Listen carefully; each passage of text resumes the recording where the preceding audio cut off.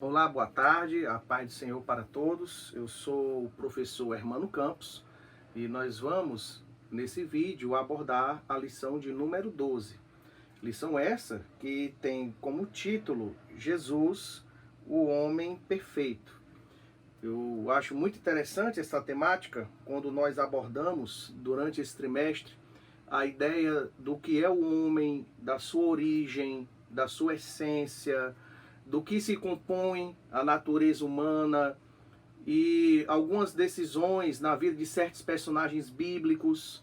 E a gente está chegando nessa reta final do trimestre abordando justamente digamos assim, a plenitude, a completude do que é essa temática de raça humana.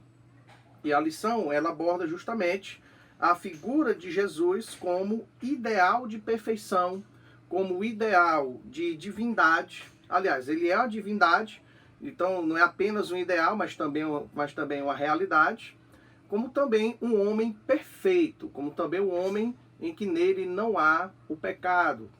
E é o modelo de humanidade ao qual todos nós devemos seguir. Por isso se fala sobre a importância dessa lição que estamos agora a abordar. Para sermos mais objetivos e didáticos, nós vamos adentrar diretamente aos pontos abordados na lição, e você na sua casa pode acompanhar a introdução, a leitura bíblica em classe, o versículo-chave, o texto áureo e as leituras semanais, bem como a introdução e as considerações finais. Mas a gente vai abordar propriamente os três tópicos que estão presentes na nossa lição. O primeiro tópico, ele aborda a ideia da divindade de Cristo, que é de fato o tema que historicamente tem sido bastante discutido, bastante debatido, principalmente nos 4 primeiros séculos da era cristã, em que as pessoas questionavam a divindade de Cristo. Isso vai desde os gnósticos, que negavam que Jesus de fato ele era Deus onipotente, onipresente.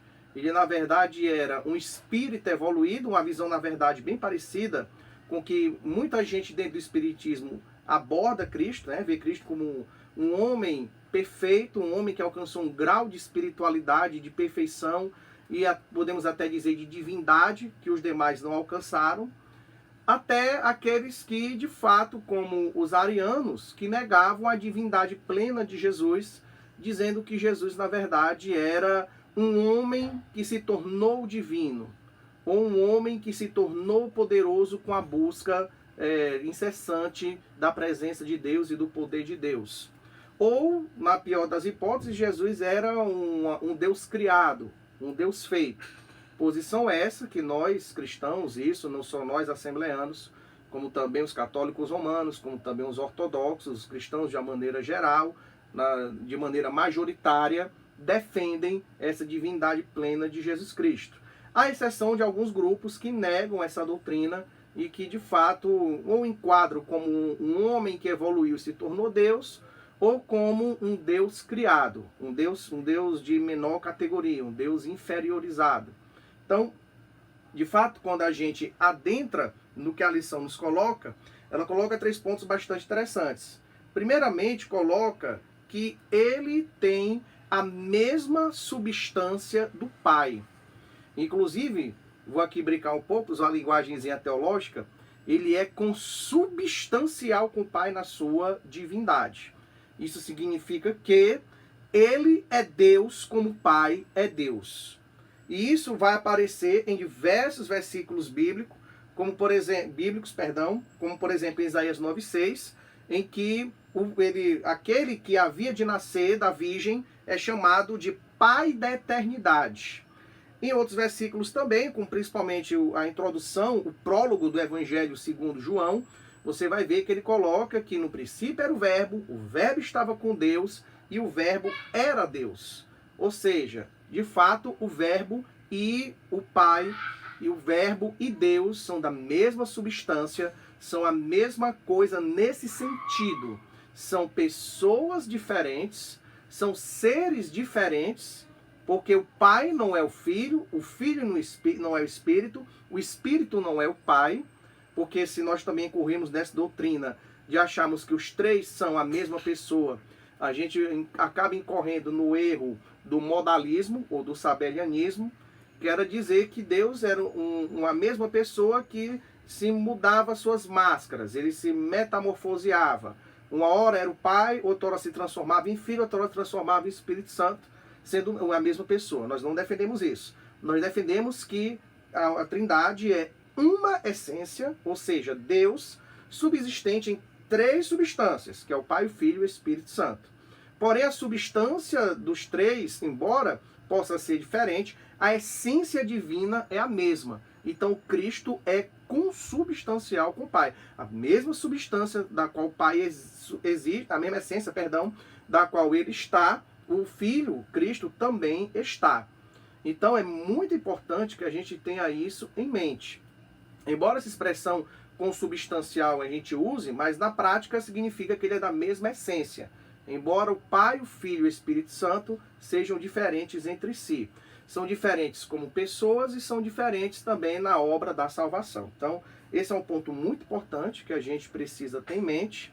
E quando a gente continua na lição, a gente vai observar que Cristo, na sua divindade, tem os atributos, as grandezas e as perfeições. Ou seja, assim como o Pai, ele tem o atributo da onipotência, onipresença, onisciência, criador, vida e por aí vai, assim também o Filho o é.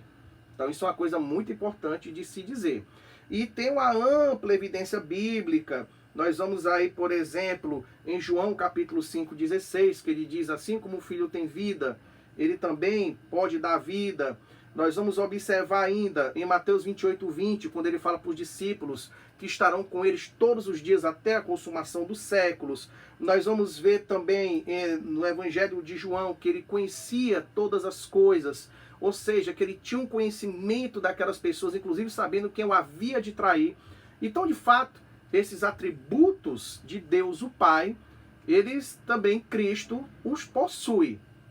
Agora, claro que entra uma polêmica muito grande, porque as pessoas vão perguntar assim, como é que Jesus, vivendo numa época circunscrita, vivendo no contexto circunscrito, pode possuir atributos divinos, como o Pai possui?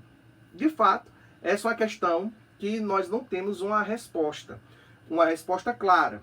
Porque, por exemplo, Jesus, ele é humano, estava em um lugar só, estava no Mar da Galileia. Mas como ao mesmo tempo ele preserva a sua onipresença. Como ele poderia estar em todos os lugares, ao mesmo tempo estava na Galileia. Na verdade, nem tudo que a Bíblia nos coloca, a gente vai conseguir ter uma resposta clara. Inclusive, o Deuteronômio lá nos coloca muito claro, não é? Que as coisas ocultas pertencem a Deus, as coisas reveladas pertencem a nós. Mas nós podemos dizer que essa essência divina que estava presente em Jesus, ela não necessariamente é contraditória com o seu corpo humano. Porque nós temos que entender que a encarnação foi um fenômeno único, foi um fenômeno singular. E esse fenômeno singular, de fato, não excluiu a divindade de Cristo. Pelo contrário, você vai ver em vários momentos que João nos coloca que viram a glória de Cristo como a glória do unigênito do Pai.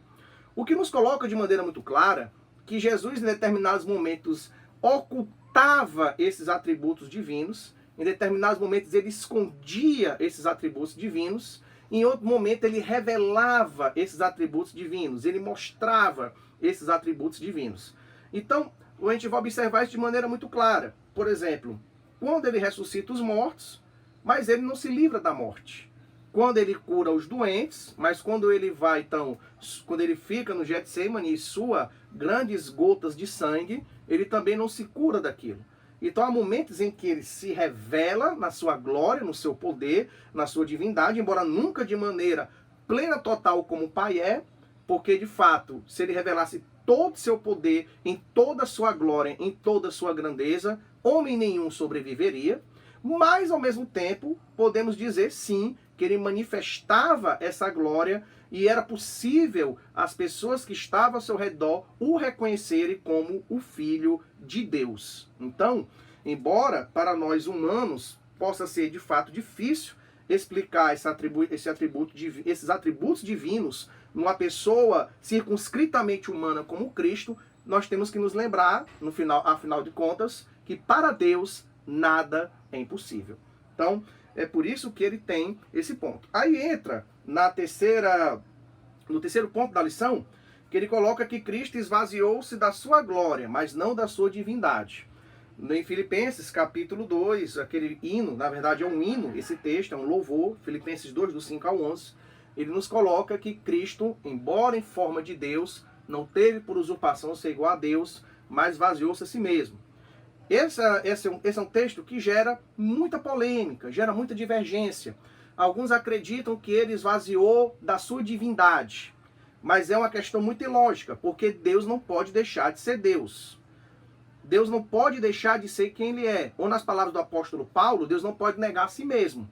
Então Deus não pode deixar de ser divino. Deus não pode deixar de ser quem ele é. Do mesmo jeito, então, fica difícil entendermos que Jesus se esvaziou da sua divindade. Outros vão colocar que não, que Jesus se esvaziou da sua glória total. Na verdade, ele não se esvaziou totalmente da sua glória. Como nos coloca a lição, ele se esvaziou da sua glória em determinados momentos.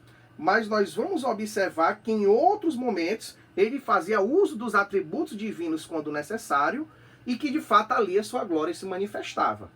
Então a gente pode dizer que ele esvaziou-se parcialmente da sua glória, em determinados momentos a revelando, em determinados momentos a ocultando.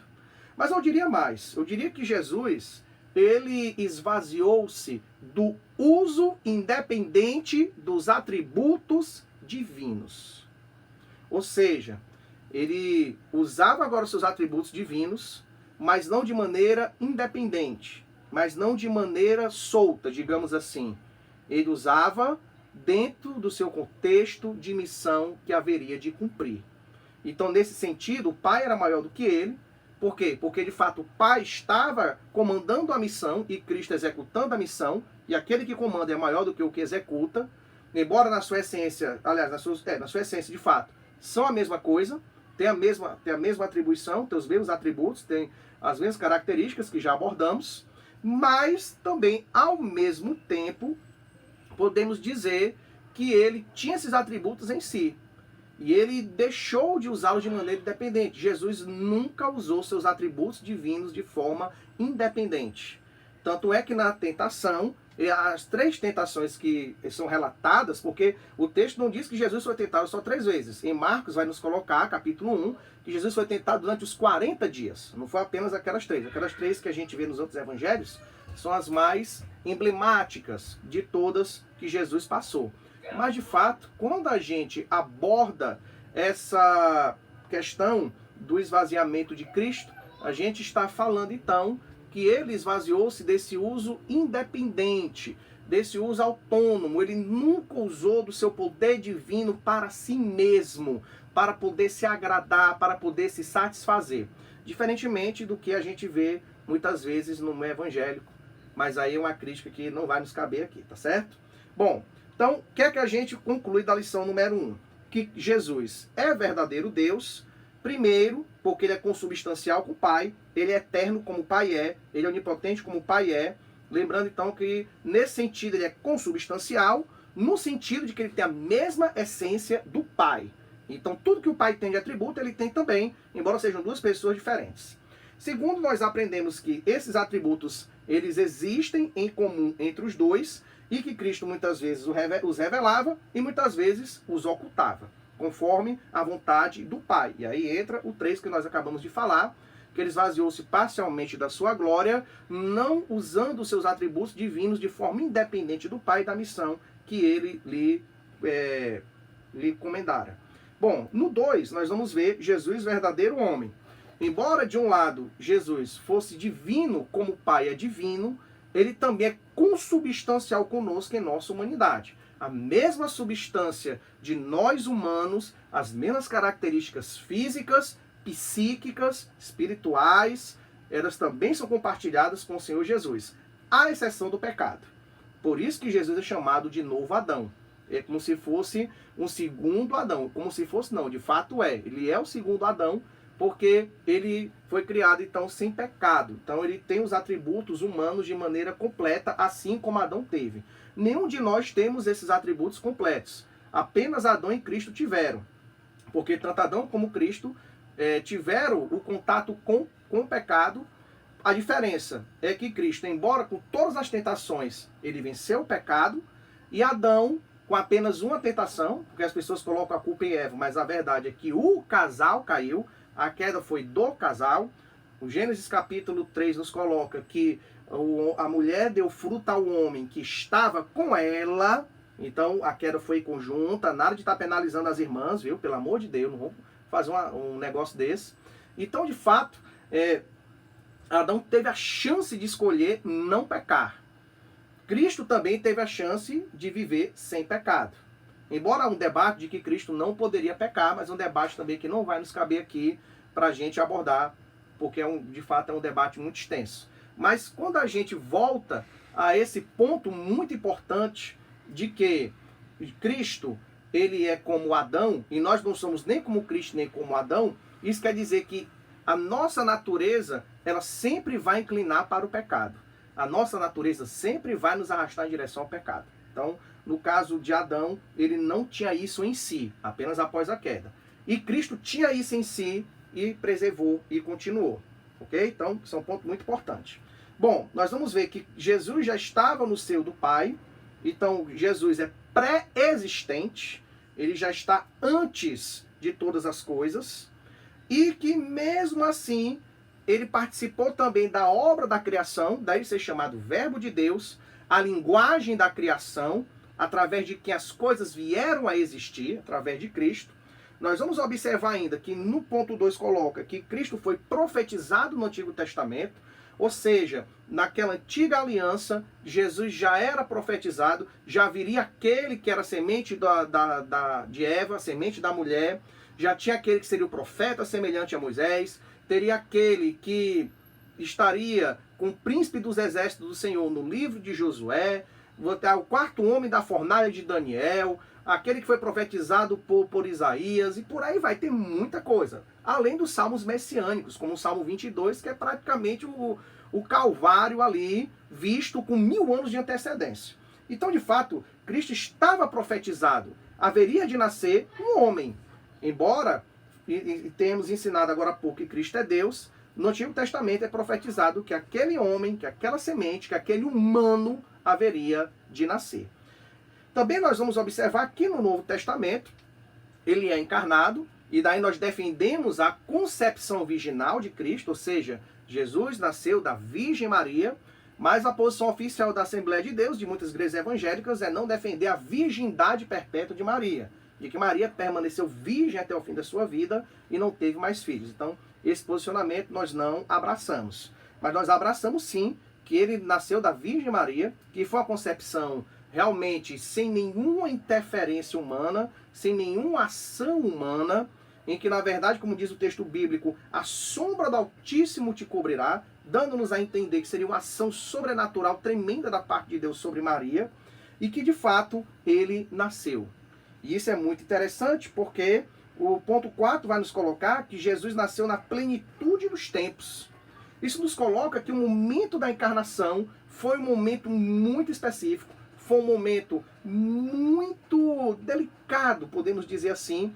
Inclusive, os grandes historiadores da religião, como Mircea Eliade coloca, que o período em que nasceu o cristianismo estava tendo a coincidência da decadência da religião clássica greco-romana, ao mesmo tempo que estava havendo um revigoramento da religião, das religiões de mistério, dos cultos de mistério.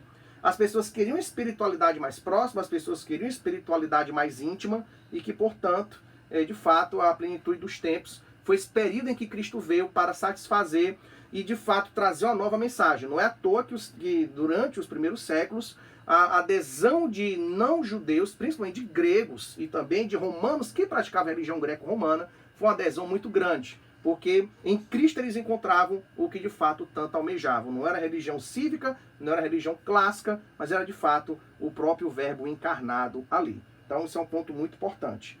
E por fim, em Israel, Jesus é apresentado ao mundo. Jesus não é apenas o Filho de Deus, Jesus não é apenas o homem perfeito, mas Jesus ele é filho de Davi.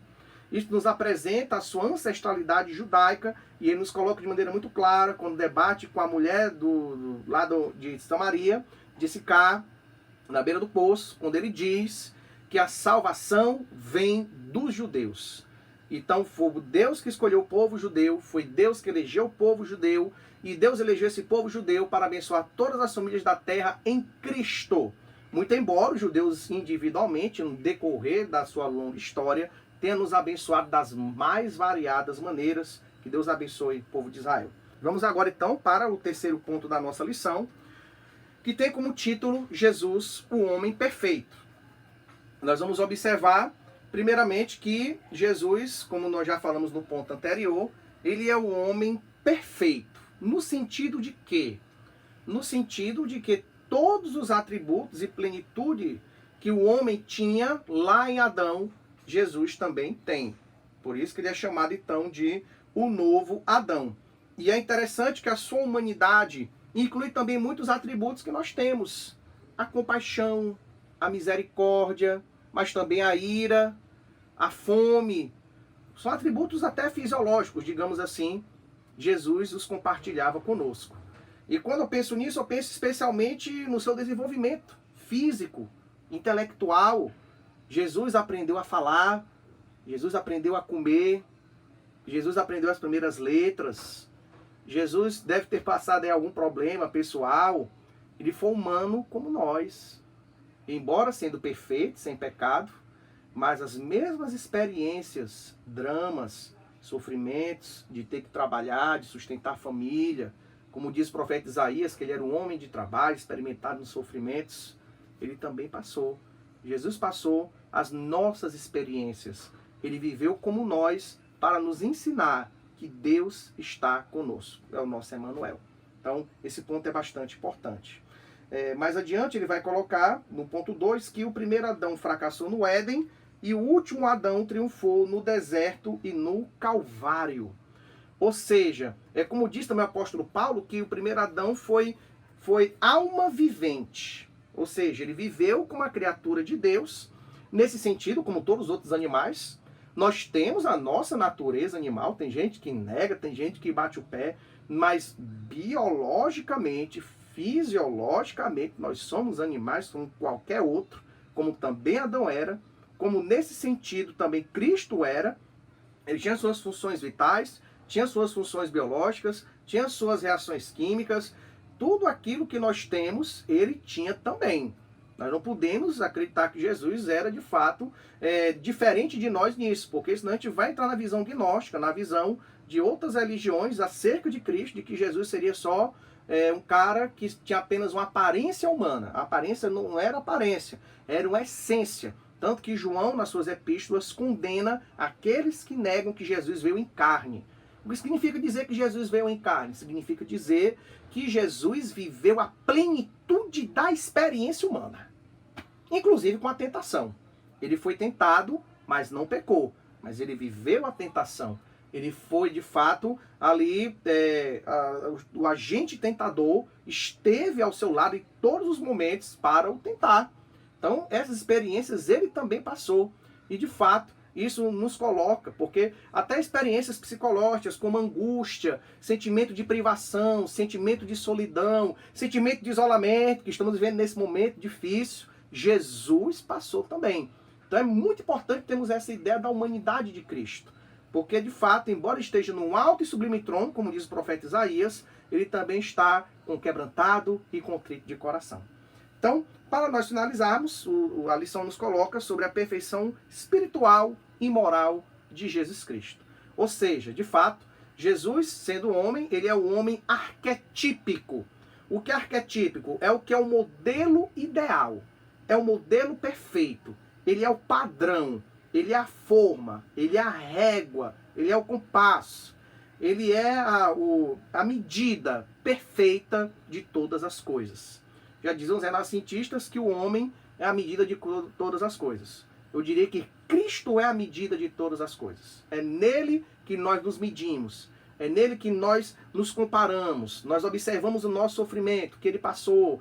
passamos necessidade, ele passou também. Trabalhamos e sofremos, ele trabalhou e sofreu também. Passamos angústia, ele passou também. Essa intensidade da vivência humana, Cristo viveu conosco. Então, Deus em Cristo vos abençoe, em nome de Jesus. Peço desde já perdão por qualquer omissão ou dificuldade que tenha ocorrido. E quem sabe a gente possa ter aí um segundo momento para tirar dúvidas ou questionamentos de vocês. Deus em Cristo abençoe em nome de Jesus.